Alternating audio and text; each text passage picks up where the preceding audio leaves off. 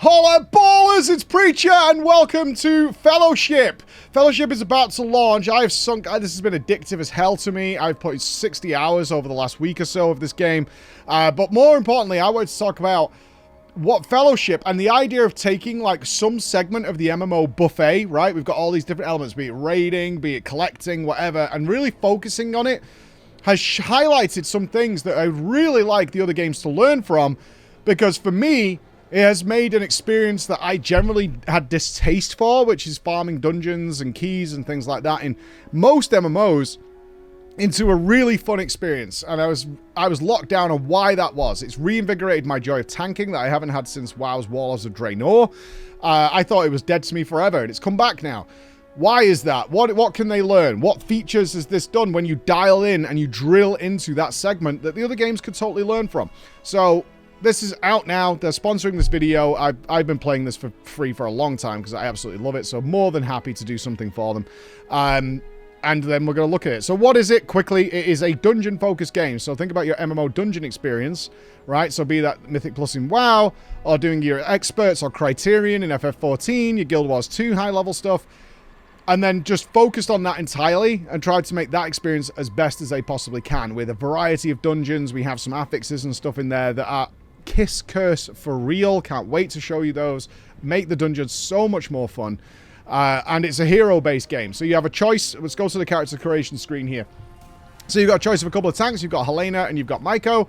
And then you go to damage deals where you've got Rhyme. It's going to be a frost-based mage-type character. Tariq, your big barbarian melee character. Mara, your stealthy rogue-type character. Alarian, who's going to be your ranger-type character. And then, of course, Ardios, who's going to be your fire-based damage over time-type character. And then a couple of healers, where you've got Vigor, which is going to be like shield and heal-based. And Sylvie, who's going to be doing all kinds of stuff.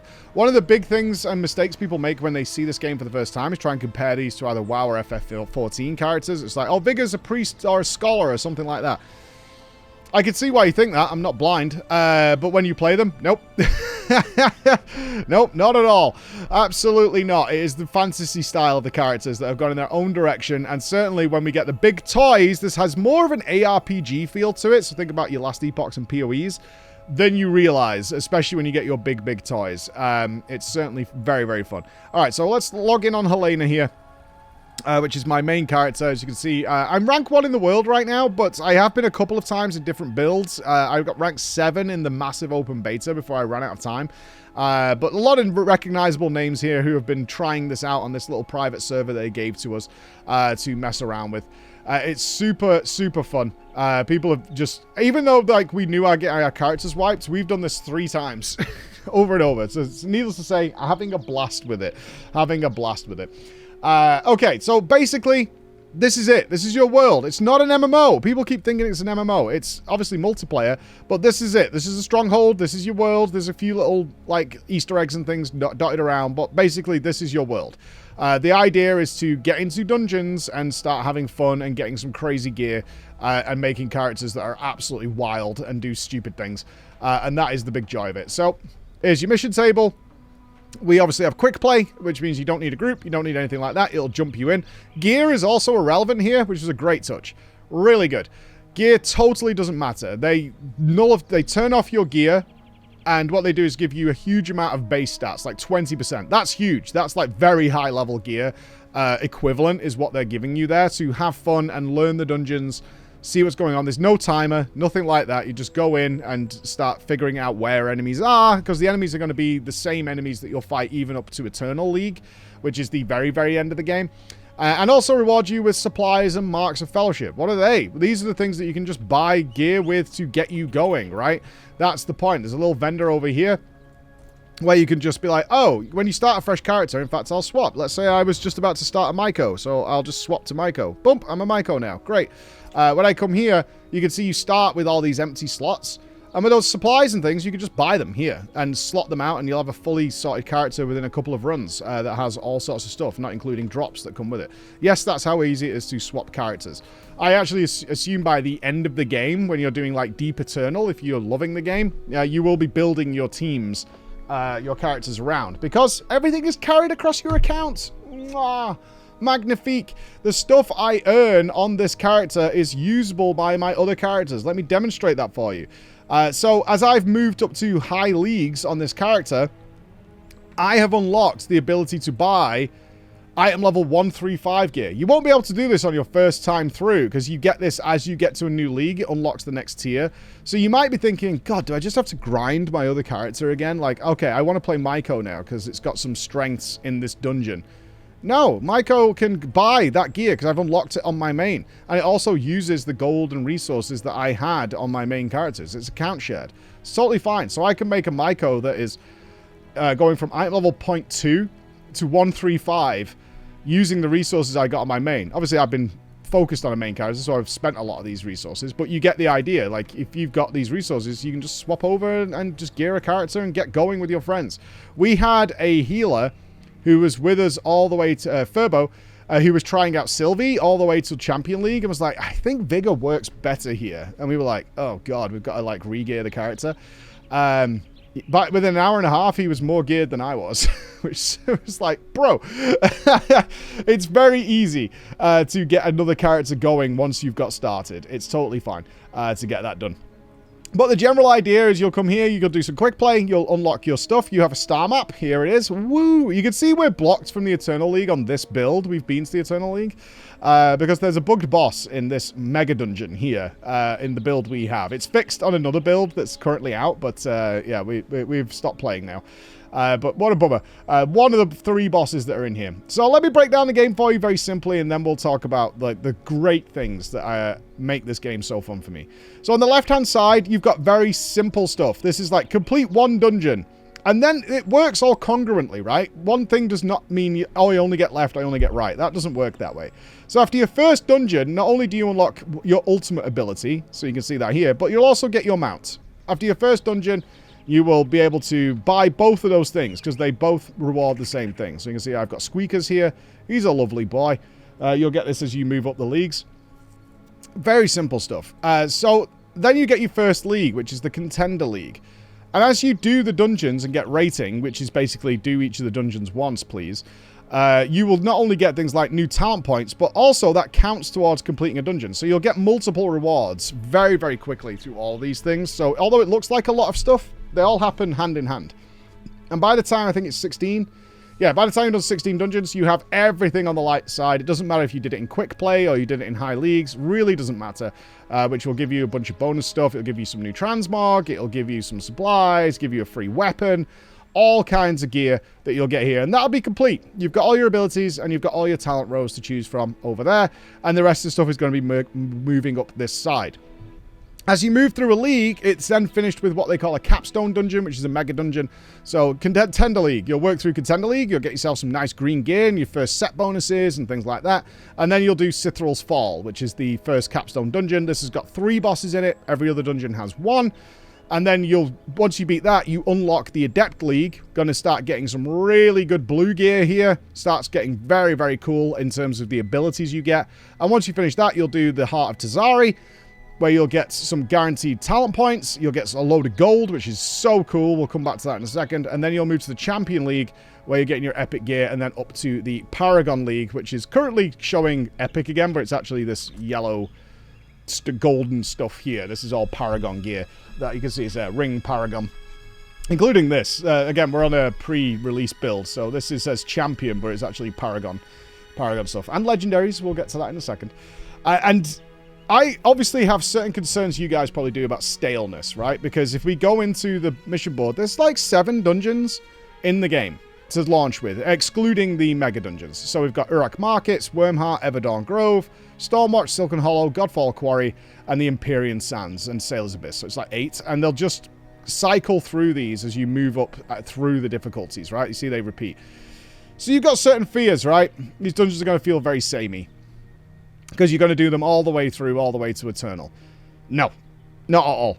It's actually quite interesting. So as the league goes up, right, as you go up and up through the league. So Contender, when you look here, oh, I'm not trying to find a game for Contender. That's not what I'm trying to do. I'm trying to look at what I've got. Not only does it show you what the loot is that you get from there, so if you're looking for a specific set bonus, like I really want, say, the Dragonhide stuff from Godfall Quarry, because it gives me 15% extra threat generation and crit. That's cool. I can see that loot, right? I can see where the set bonuses come from. So I only need 2 of them, but like it drops on 3 pieces of loot in there. It'll show you what the affixes are. And you can see for your first league, Quick Play has no timer. Contender League has no timer up until difficulty 4. Then the timer comes into it, and it's very generous. It's very relaxed. First thing to learn, don't stress people out from day one. Jesus. Just let them learn, because people get very, very put off by timers. This thing is just going to be very gentle. But more importantly, number one thing I wish every game would learn.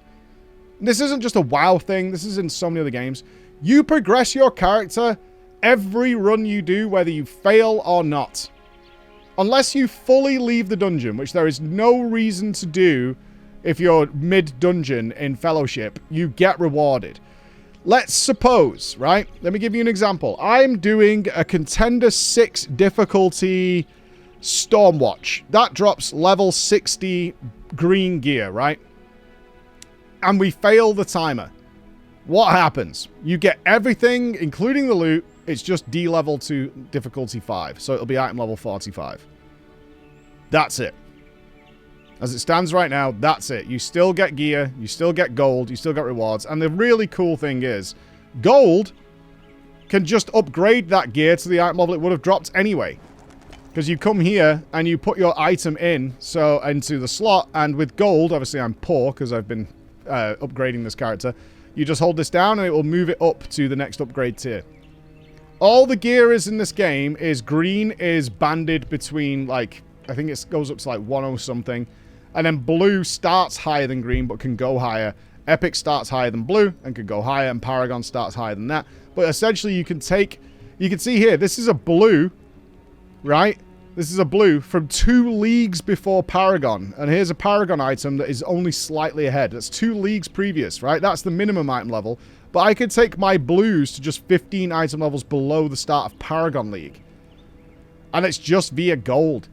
So even if you fail, you can then assess what went wrong. You can learn about it and then rerun it to succeed. And you're still rewarded every single time. The same thing with duplicate items, right? So I have a weapon here. But I just had another weapon drop like this one. Or maybe I got the same weapon to drop. Ugh.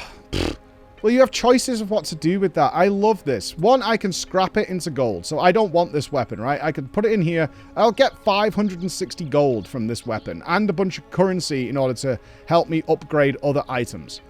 Alternatively, let's say I've just started Paragon League. So I'm wearing like epics and blues.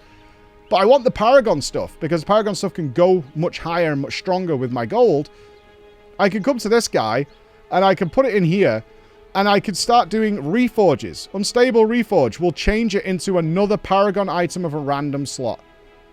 Let's suppose I'm looking for a really good trinket, which I am right now, right? I've got a blue health potion, because I'm a tank. But I did get a Paragon burger. We call it the burger, it's a drum. Which gives the group 50% move speed. Now, the burger is very good in a couple of dungeons, so which is why I've kept it. But let's suppose I really would like the Paragon version of that. I can put it in here, and I can do an arcane reforge on it. I have the resources, but no gold, is why I'm not doing it here. This will change it into a choice of 3 items of the same slot. There aren't that many relics. There's a very high chance I'm going to get the trinket I want. So your loot isn't wasted.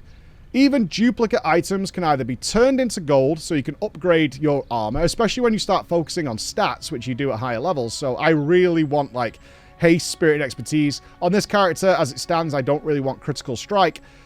So I got some crit loot. Okay. Well, I don't really want that. So I can also reforge that here into an item of a random item of the same slot as well, which is cheaper for me to do, to try and get one that's got the crit on it. It is a little RNG, but I can either make it into a choice, or I can make it into this, to get something else. So, or I can turn it into gold and upgrade something I already have, right? So, chest. I've got a really nice chest here. Load of haste, loads of spirit. I got another chest. I'm just going to scrap it and upgrade my best chest into that. Or I got one with a gem socket. And gem sockets are really cool. They give me these huge bonuses. So I get, like, haste every time I deal damage to a character. I get another 100 stamina more haste. I get a heal when I go below 50% health. I get another 3% overall haste, right? And I got this green stuff as well, which gives me expertise and things like that. So I got a gem slotted piece. Oh, but I invested a ton of gold into this chest. It actually dropped to upgrade 1 out of 8, and I've got it up to 6 out of 8. It remembers. that you put a load of gold in that. So when you scrap things that you've already invested a ton of gold in, you get a lot of gold back. You won't get 100% of it back, but you get a lot back because you've invested money into it. I love this. It means that everything we do, win, lose, or draw, we get some level of progress. And it also dramatically reduces the toxicity in dungeons because there's really no point if you wipe on the last boss on redoing the dungeon. You still get rating as well. Your rating goes up. So it's worth figuring it out, getting the loot, because that's still going to happen, and go forward. Even better on the capstone dungeons, right? So if I want to do the capstone dungeon of the Champion League, which we did Wraithtide Vault, it's a bare minimum drop of Paragon. Your first run, you're probably not going to time it. You're still going to get the exact same loot. It doesn't devalue to the previous league. It'll still give you the Paragon loot, because that's the level you're at now. Thumbs up. I really wish other games would learn from this as well.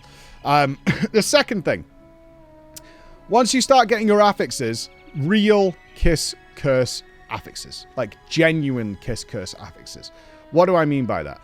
The affixes, while adding some level of complexity to the dungeon, also give you a bonus. So if we look here at... where's the one that people get really scared of? Ultimatum. Ultimatum. So the boss... right, has 10% more damage and 10% more HP.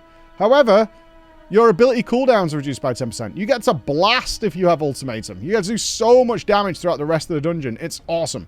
It's super fun. And there are some crazy good ones. Let's see if I can find one. Like an Empyrean Sands here with Stone Skin. So you're going to read this as like, oh, the non-boss enemies have 30% max health. Boring, right? The trash has more HP. Not boring. Super fun. Those big, healthy, chunky enemies, especially if you do a pack with, like, brutes and stuff in it that have loads of health naturally and now have 30% more, when they die, they put a bleed on everything around them for 15% of that max health. If they're big, chunky boys, what you end up doing is dragging them. They get them to, like, 5%, drag them into a massive pack of enemies that is full of low health enemies especially, and killing it, and it just melts everything. It's so fun.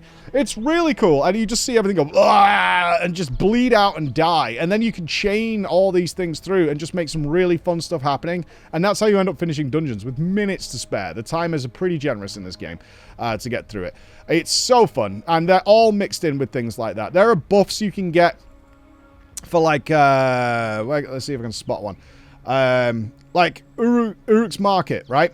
So this one's bonus is every time an emissary of the Shadow Lord is defeated, heroes gain Shadow's defeat for 60 seconds, increasing all damage dealt by 20% and increasing haste and movement speed by 20%. It's an enormous buff. You can also do this off bosses, because in Uruk Markets, the boss isn't at the end of the dungeon. You can do it wherever you want to do it, right? It's so good. Carnage here. So this one puts bleed on you, and you're like, oh my god, the whole group gets bleed. Yes, but you also heal for 10% of all the damage you do, so you can counter your own bleed if you think about your DPS. And as I say, each time a boss is defeated, you get an additional 2.5% healing from that damage dealt. So in somewhere like Uruk Markets, where you can kill the boss in the middle of the dungeon, you get this bonus throughout the rest of the dungeon for like half the dungeon. It's so good. Like, I wish Kiss Curse was done more properly like this elsewhere. Rewarding everybody, making sure it's good.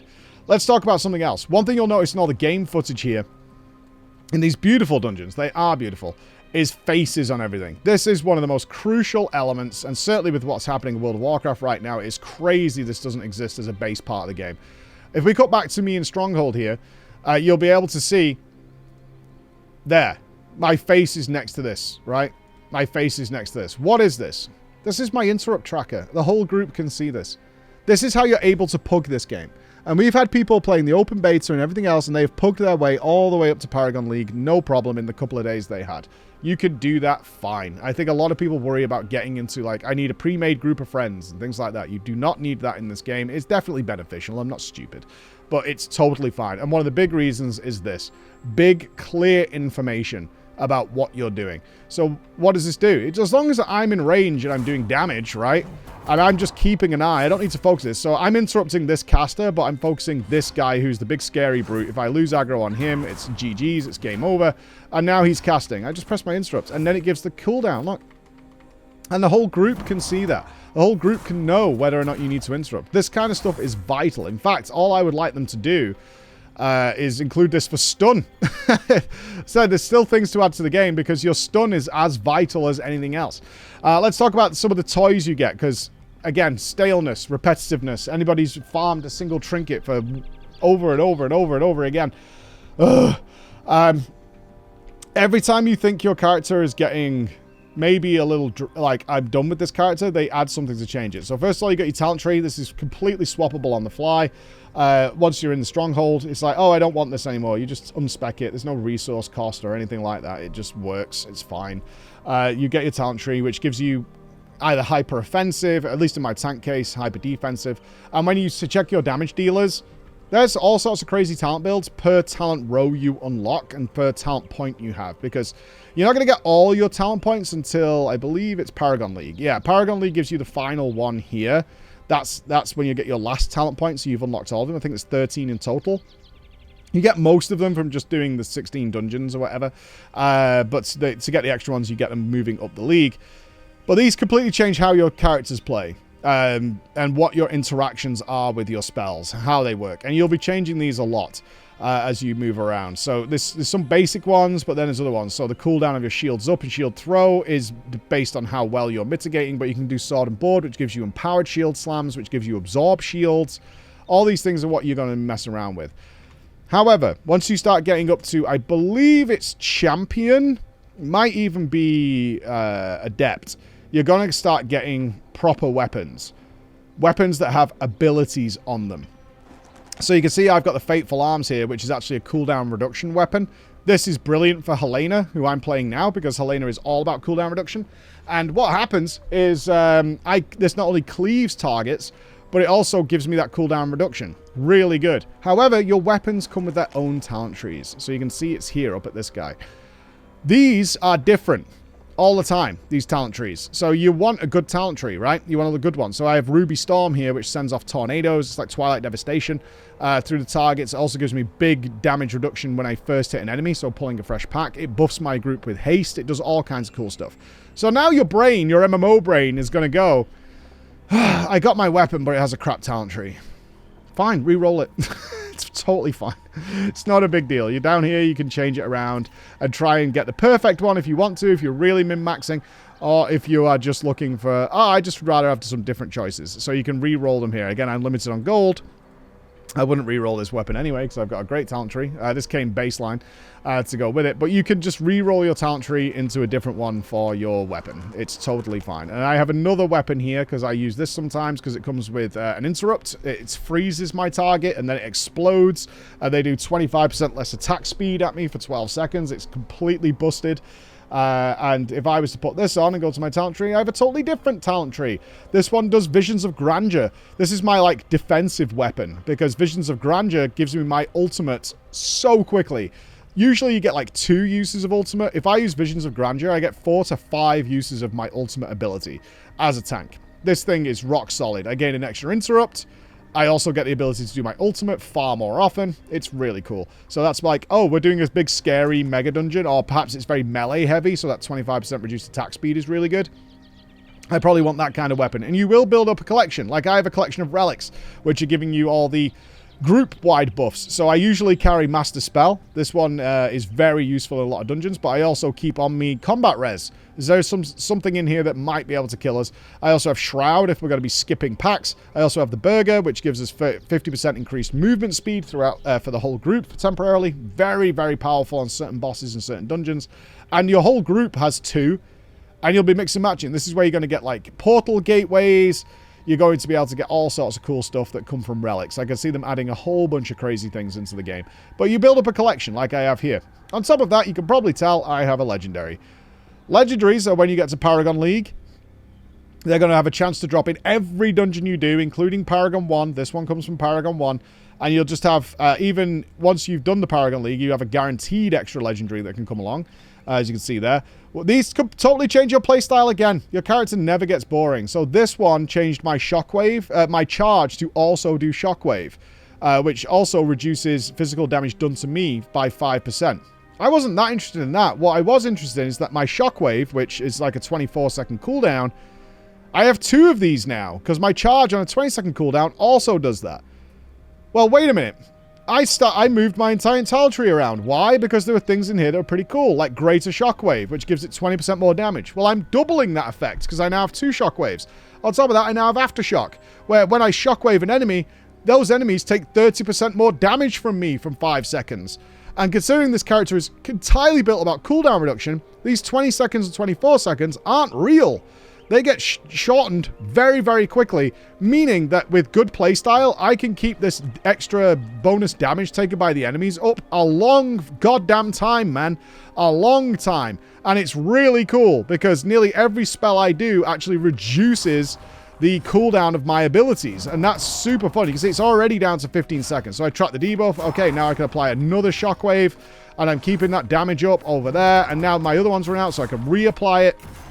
This is what this character is about, and I love it, because this gave me like a not only a bunch of new talents and a new way of thinking about it, which is why I created this mini bar here, and you'll see this throughout all the gameplay. It then allowed me to just boost my damage by, I think it was like 30%, because I took all these extra talents and I was now shockwaving everything and snapping everything and became like a big damage dealer compared to what I was doing. Ultimately, there's so much to enjoy here, and I love the focus on just nailing down this element and getting it right. So there you go, ladies and gentlemen. That is Fellowship. Check it out. Have some fun. I'm enjoying the hell out of it, which is why I'm thankful they sponsored us for me to show it off for you guys. Thank you very much.